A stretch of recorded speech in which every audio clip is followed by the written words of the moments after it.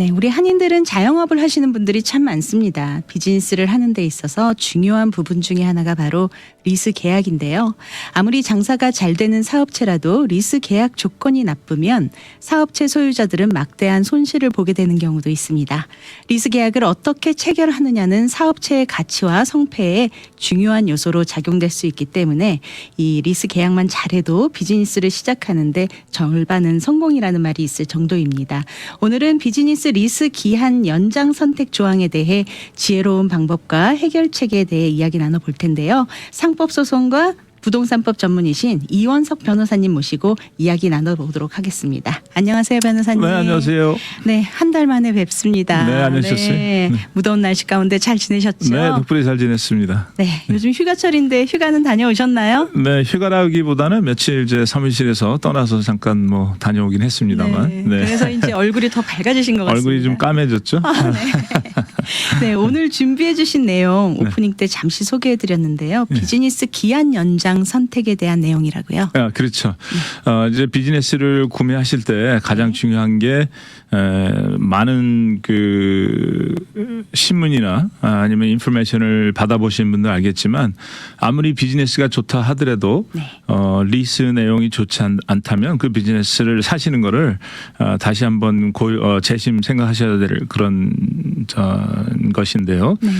예를 들어서 아무리 비즈니스가 현재로 돈을 많이 번다 하더라도 리스가 내년에 끝나는 리스라고 한다면 많은 돈을 주고 살 수 없기도 하지만 비즈니스 자체가 그렇게 값어치 있지는 않다는 것이겠죠. 그래서 이제 그 리스를 이제 굉장히 중요하셔야 되고 많은 분들이 좀 안타까운 점들은 리스 내용을 잘 이해를 못 하시고 대충 리스가 몇 년도 얼마 동안 있고 뭐 돈이 렌트가 얼마고 뭐 이런 정도의 기본 인포메이션 갖고 리스를 사인하시는데 그동안 이제 제가 변호사 생활을 하면서 비즈니스 매매 건과 관련해서 많이 이제 인볼브해서 보면 나중에 문제가 생긴 다음에 저를 찾아오시는 경우들이 있는데 그때는 이미 사인을 하시고 비즈니스 다 구매하신 다음에 오셔서 이런 문제를 발견하시기 때문에 좀 안타까운 마음이 있습니다. 아, 그렇군요. 이 일례로 비즈니스로 예를 좀 들어주시면 좀 청취자분들께서 이해하시기가 좀 좋을 것 같습니다. 그렇죠. 그러니까 예를 들자면 제가 좀 아까 말씀드린 대로 리스가 예를 들어서 3년이 있다고 하고, 그러니까 비즈니스를 찾으셨는데 비즈니스 그 리스가 현재로 3년이 있지만 옵션이 뭐 5년이 있다든가 뭐 이렇게 이제 셀러가 얘기를 할 거란 말이죠. 그러면 많은 경우 보면 그 옵션이라는 거는 우리가 얘기하는 옵션이라는 거는 리스를 연장시키는 거죠. 갱신하는 뭐 이런 차원에서 얘기를 말씀을 드리는 건데. 셀러는 3년의 리스가 현재 남아 있고 그다음에 옵션 5년이 있습니다 하면 이제 셀러는 현재로 사실 8년의 리스가 남은 거가 되겠죠. 그럼 비즈니스 사셔서 운영하시고 뭐 이렇게 하셔도 괜찮은데 문제는 어떤 문제가 있냐면 현재 셀러는 비즈니스를 파는 분은 3년 리스와 5년 연장을 할 수 있는 옵션이 있긴 하지만 그 리스 계약서에 보면 그 옵션 5년 연장하는 거는 현재 셀러만 행사를 할 수 있지 바이어는 행사를 못하는 조항들이 많이 따라 있거든요. 그래서 대부분의 경우 그런 조항이 있습니다. 그래서 예전에 저한테 한번 왔던 분은 비즈니스를 구매하셨는데 셀러가 지금 똑같은 상황에서 셀러가 옵션이 있다는 얘기만 듣고 리스를 잘 이해를 하시지 못하시고 읽지를 않은 상태에서 많은 돈을 주고 비즈니스를 구입을 하셨어요. 그런데 3년이 딱 지나서 본인은 이제 옵션이 있는지 알고 5년을 연장하려고 하니까 건물주인이 당신은 나가야 된다. 그래서 3년 후에 쫓겨난 그런 경우도 있었거든요. 그러면 그 본인은 사실 때 본인한테 그 옵션의 선택권이 있다고 생각을 하시고 산 거군요. 당연히 그렇죠. 왜냐하면 셀러 입장에서는 옵션이 있다고 얘기를 했기 때문에 과연 근데 모르겠어요. 셀러 본인 자체도 그 옵션이 본인한테만 해당이 되고 바이어한테 해당이 안 된다는 걸 알고 있었는지 없었는지 내가 잘 모르겠지만 아무튼 바이어 입장에서는 그 중간에 부동산 에이전트 하시는 분이 3년 리스 남았지만 옵션이 있다. 이렇게 얘기를 해서 그것만 믿고 보지도 않고 그냥 사인하고 이제 에스코가 끝난 상태인데 3년 후에 본인이 투자한 돈을 다 리커버리를 하기도 전에 건물 주인이 당신은 나가라고 해서 쫓겨난 적이 있거든요. 그러니까 예를 들자면 그런 식으로 옵션이 있다면 과연 바이어 입장에서 옵션을 행사할 수 있느냐 네. 이런 질문을 물어보는 게 굉장히 중요하겠죠. 아, 그렇군요. 네. 그럼 만약에 건물주나 땅 주인이 계약 기간 중간에 바뀌는 경우도 있을 수 있겠네요. 그렇죠. 네. 이제 계약 중간에 건물주가 바뀔 경우에는 네네. 여기 법은 어떻게 돼 있냐면 현재 건물주가 갖고 있었던 권리와 의무를 네. 새로운 건물주인은 그대로 떠안고 사는 거죠. 아. 그래서 건물주인이 바뀌었다 하더라도 네. 새로운 건물주인이 그 전에 건물주인이 주었던 옵션을 나는 안 주겠다고 할 수 있는 법적인 권한은 없습니다. 아, 그렇군요. 예. 그럼 예. 테넌트는 적어도 자신이 계약했던 그 계약에 대한 보호는 받을 수 있는 거네요. 그렇죠. 그런 질문들을 가끔 하시는 분들이 있어요. 건물주가 네. 바뀌었는데 내가 그대로 옵션을 행사할 수 있느냐 하는 질문들을 많이 물어보시고 네. 그다음에 이제 그런 질문 지금 그런 말씀을 하셔서 제가 또 말씀을 드리는데 네.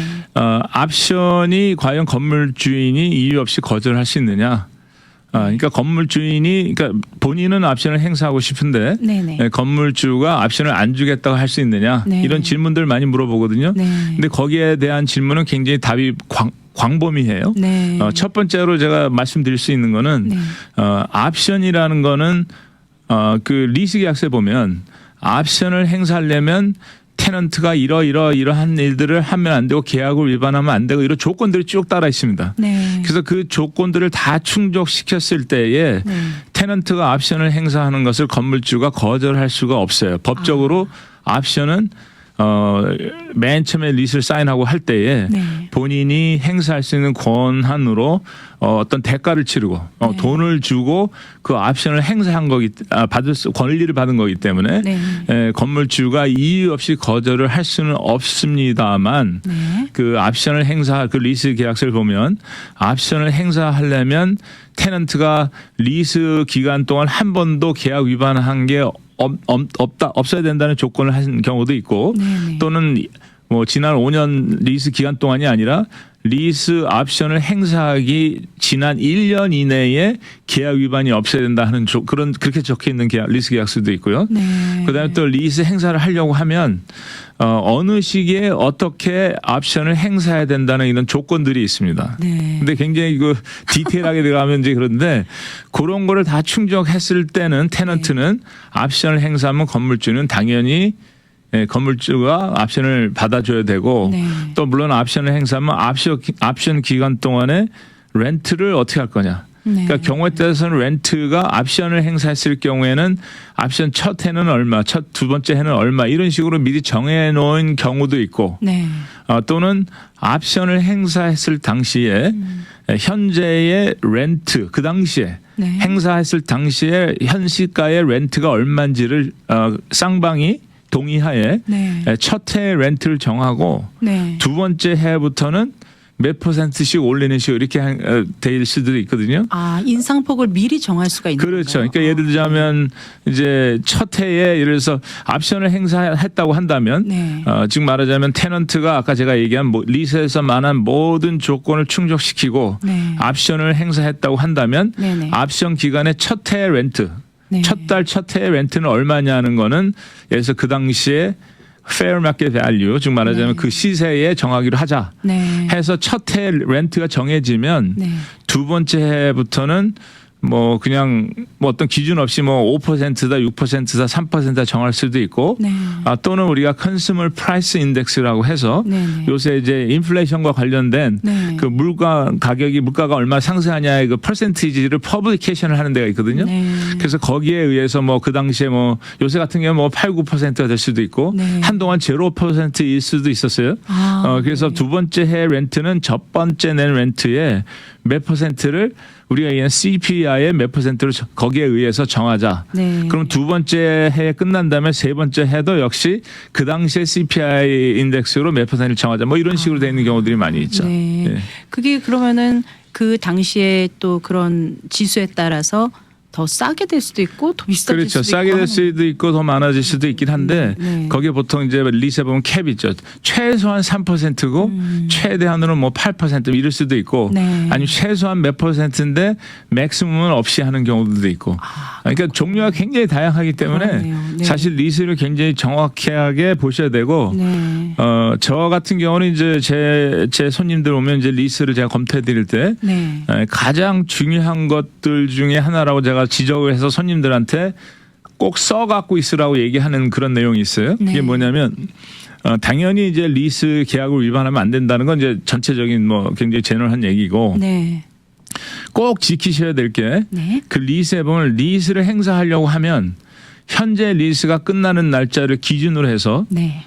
최소한 며칠 아니면 최대한 며칠 그러니까 어느 그 리스를 행사할 수 있는 기간을 딱 정해줘요. 네. 그러니까 뭐 6개월보다 리스가 만기되는 날짜보다 6개월보다 그 후로 주면 안 되고 네. 그렇다고 해서 9개월보다 그 전에 주면 안 되고 뭐 이런 식으로 해서 그 우리가 얘는 윈도우 피리엇이 있는데 네. 그 윈도우 피리엇을 지나 그 전에 주거나 네. 아니면 너무 늦게 줄 경우에는 옵션을 행사할 수 있는 권한이 있다 하더라도 그 시간을 제대로 시간을 타이밍을 못 맞췄기 때문에 옵션을 거절할 수 있는 권한이 건물주가 있거든요. 그렇군요. 그렇죠. 그래서 저 같은 경우는 이제 보통 옵션을 행사한다고 하면 네. 손님들한테 만기가 이날이니까 요 날짜부터 요 날 몇 년도 몇 월서부터 몇 월까지 사이에 옵션을 행사해야 된다고 손님한테 제가 적어놓으라고 꼭 말씀을 드리거든요. 왜냐하면 바쁘다 보면 그걸 깜빡 망각하고 잊어먹으실 수 네. 있어요. 그런데 운이 좋으면 건물주인이 그냥 오케이 하고 옵션을 행사를 받아주는 분들도 있지만 네. 어떤 건물주인은 옵션을 행사한다면 시간을 놓쳤기 때문에 난 당신을 옵션을 인정 안 해주고 나가라 한다면 네. 큰 재정적으로 손해 보실 수가 있잖아요. 네, 그렇죠. 네, 그래서 이제 그런 타이밍을 아주 정확하게 지켜야 된다고 제가 한 가지 말씀을 드리고 싶고요. 네. 청취자분들도 오늘 들으시면서 만약에 이런 보셔야겠네요. 내용을 아셨지만 날짜를 정확하게 모른다면 네. 지금이라도 가서 리스를 다시 찾아보시고 본인이 리스를 행사할 날짜가 언제부터 언제까지를 정확하게 계산을 하고 계셨다가 네. 서면으로 꼭 통보를 하는데 제가 서면으로 통보한다 그랬어요. 그러니까 뭐 전화로 하거나 건물주인이 왔는데 뭐 한다 이렇게 얘기하는 건 법적으로 진짜 그렇게 했다 하더라도 그 계약서에 보면 서면으로 통보해야 된다. 네. 이런 조항이 있기 때문에 구두로 하고 옆에 사람이 들었다 증인이 있다 이렇게 얘기한데도 그건 법적으로 인정이 안 되는 거거든요. 네. 그래서 서면으로 통보를 하고 통보하는 방법도 그냥 하는 게 아니라 뭐 텍스 메시지나 이런 게 아니라 리스 계약서 보면 네. 리스와 관련돼서 어떠한 통보를 하려고 하면 쌍방이 건물주는 건물주대로 테넌트는 테넌트대로 네. 쌍방에 통보하려면 어떤 식으로 통보해야 된다는 그 노티스 리퀘어먼트라는 그런 조항들이 있어요. 네. 그래서 예를 들어서 뭐 certified mail로 해야 된다면 certified mail로 해야 되고 예를 들어서 만약에 리스 계약서가 certified mail에서 return receipt을 해다. 지금 말하자면 등기를 해서 네. 상대방이 사인하는 조건을 해야지만 어떤 통보를 받은 거다 인정해야 된다면 그대로 하지 않으면 편지를 보냈다 하더라도 네. 상대방이 안 받았다고 하고 네네. 거절할 수 있기 때문에 그런 걸 정확하게 알고 계셔야지만 나중에 혹시나 불행한 네. 일이 있지 않도록 이렇게 신경 써시는 게 좋을 것 같습니다. 그거는 법적으로 꼭 이렇게 해야지만 됩니다라고 정해진 게 아니라 계약할 때 건물주와 테넌트 사이에서 그 계약이 이루어질 수가 있는 그렇죠. 거군요. 법적으로 정해져 있지는 않아요. 네. 물론 법적으로 정해 있는 건 어떤 법적인 절차를 할 때 정해져 있는 건 있긴 하지만 네. 지금 리스 관련해서는 네네.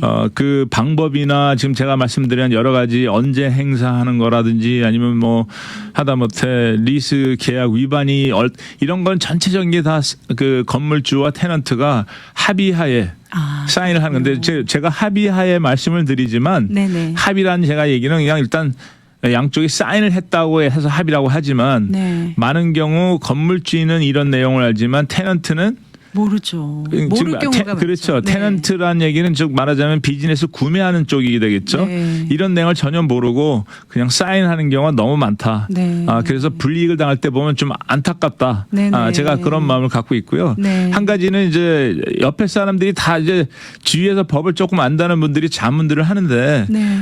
이건 남들도 다 하는 거고 괜찮으니까 사인해라 이런 얘기는 절대 들으시면 안 되는 것 같아요. 네. 왜냐하면 결국은 손해는 본인이 보실 것이기 맞습니다. 때문에 네. 절대 남의 얘기를 듣지 마시고 본인이 그 내용을 정확하게 파악을 하시든지 네. 아니면 파악을 못한다면 저 같은 변호사나 뭐 좀 법을 제가 보기엔 변호사한테 하는 게 제일 좋을 것 같아요. 네네. 그래서 변호사를 통해서 이런 자문을 꼭 받는 게 굉장히 네. 중요하지 않겠나 하는 게 제 생각입니다. 네, 일단 이런 식으로 해서 합의라고 하지만 서면으로 이미 사인을 다 하셨기 때문에 법적인 효력은 발생을 하는 거기 때문에 아무래도 전문가들께 꼼꼼하게 정말 글씨 토시 하나하나까지 자세하게 자문을 얻어서 하는 게 좋겠군요. 맞습니다. 네. 하다못해 어저께만 해도 제 사무실 오신 분도 네네.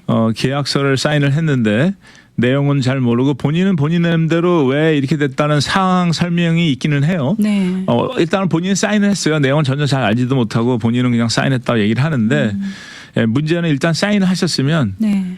그 사인을 했을 당시에 내가 이 사인이 무효라고 하는 어떤 정당성을 내세워야 되는데 네. 굉장히 어렵죠. 그러니까 예를 들어서 네. 뭐 총을 들이대고 사인했다라 그러든지 네. 아니면 내가 정신이 없어 정신질환을 앓고 있는데 뭐 뭔지 뭘 사인했다라든지 네. 거기에 충족할 만한 어떤 일단 사인하면 더 이상 돌아오지 못하는 다리를 건너가신 거거든요. 네. 일단 사인했다고 한다면 그러면 이제 목적이 뭐냐면 현재 상황에서 그 사인하는 걸 피하기 위해서는 내가 최소한으로 손해를 얼마를 볼까가 관건이지 네. 이 계약서를 다시 무효화시키는 거는 거의 불가능하다. 네. 뭐 이렇게 말씀을 드려야 될 것 같아요. 네. 지난번에 저희 법률 상식 때도 말씀해 주셨던 부분입니다. 그렇죠. 네. 네. 네. 네. 그렇다면 이제 입주자가 리스 계약 기간 동안 혹은 리스가 끝날 때 12개월 또는 1년 동안 리스의 어떤 조항이라도 위배한다면 옵션을 할 수가 없다라는 조항도 있다면서요. 그렇죠. 그러니까 아까 좀 아까 말씀드렸지만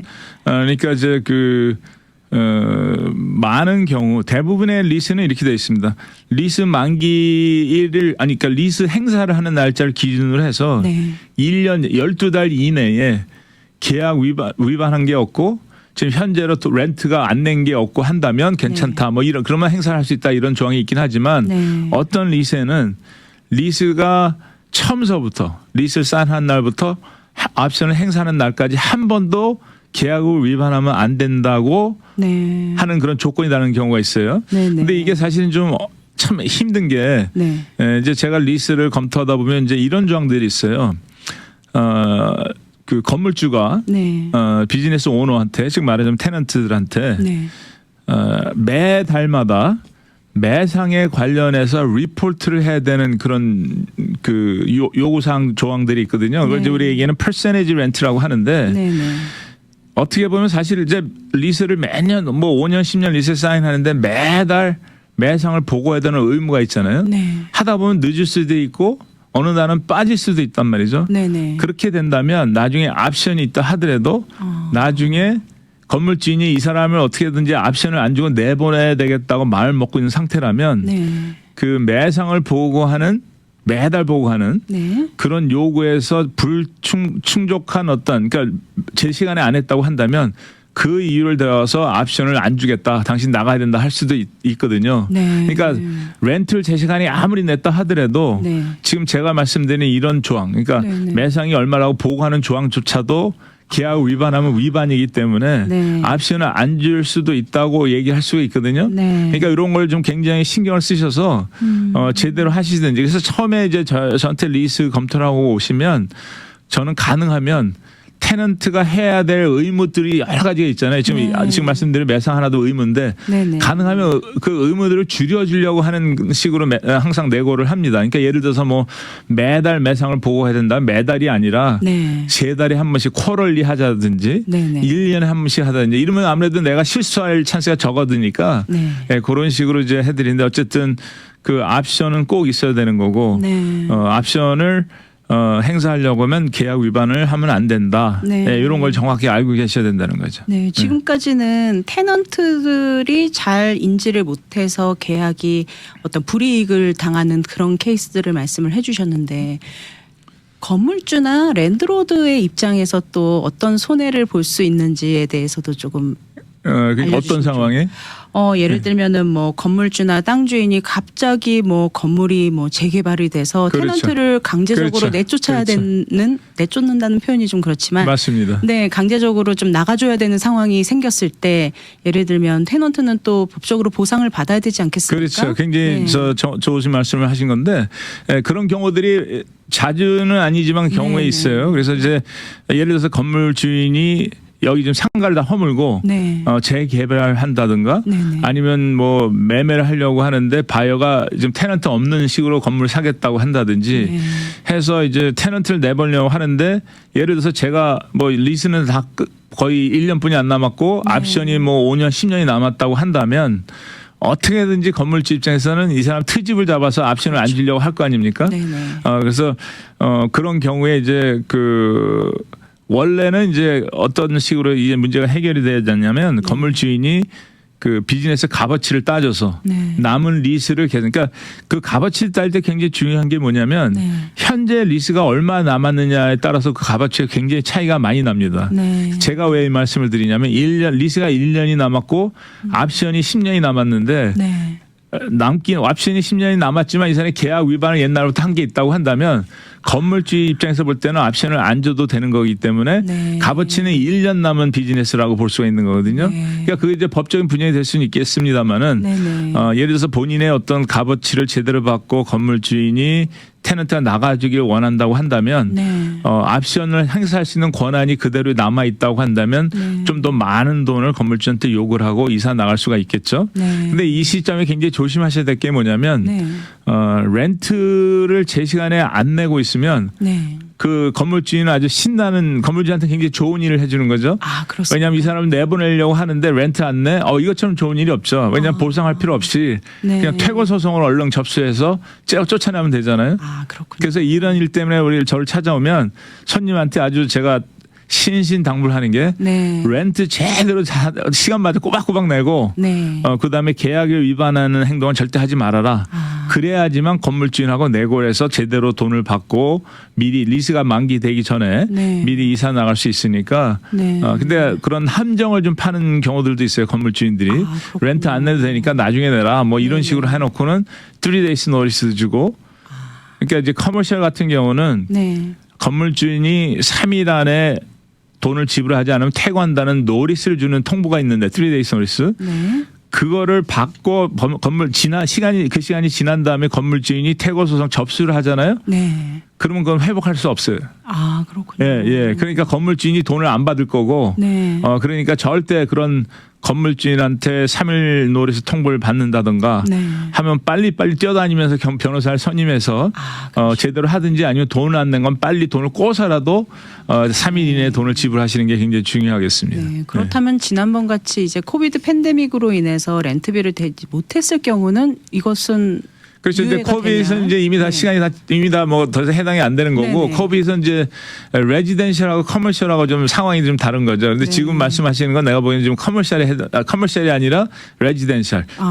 주택 쪽으로 좀 해당이 되는 거고 커머셜도 렌트비를 좀 이렇게 지금 더 이상은 그거는 네. 해당이 안 되는 근데 거죠. 그 당시에 만약에 안 낸 그 히스토리가 있다 그랬을 때는 그렇죠. 이제 그거는 이제 원래 계약은 그 안 낸 히스토리 있다고 한다면 계약 위반이긴 한데 네. 그 만약에 코비드 관련된 법 때문에 커버를 받을 수도 있는 건가요? 그거는 분쟁의 요소가 충분히 있다고 봐요. 그러니까 어느 게 맞다 어느 게 틀리다는 건 지금 제가 뭐 여기서 이 자리에서 네, 논하고 네. 결정할 건 아닐 거 보는데 상황마다 네. 좀 다를 수가 있기 때문에 그러니까 그거는 이제 익스큐가 될 수 있는 상황이 될 수도 있다 이렇게 말씀을 드릴 수 있을 것 같아요. 알겠습니다. 네. 그렇다면 또 저희가 어사이먼이라는 그런 계약 그렇죠. 있나요? 이제 네. 이제 리스 중에 제일 중요한 게 뭐냐면 네네. 현재 리스가 얼마 남았느냐, 네네. 옵션이 있느냐도 되게 중요하지만 네. 리스 어사이먼트도 굉장히 중요하죠. 근데 리스 어사이먼트라고 한다면 네. 좀 아까 저희가 설명을 드렸듯이 현재 셀러가 비즈니스를 운영하고 본인의 남은 리스를 새로운 바이어한테 남은 리스를 넘겨주는 네. 이런 상황이 될 수가 있는 거겠죠. 그게 이제 네. 어사이먼트라고 하는데 이제 그 아까 어사이먼 할 때도 바이어 입장에서는 네. 셀러가 옵션이 있다고 하더라도 이 옵션이 과연 셀러만 행사할 수 있는 건가 아니면 내가 리스를 어사인을 받은 후에도 나도 옵션을 행사할 수 있는지를 확인을 해서 네.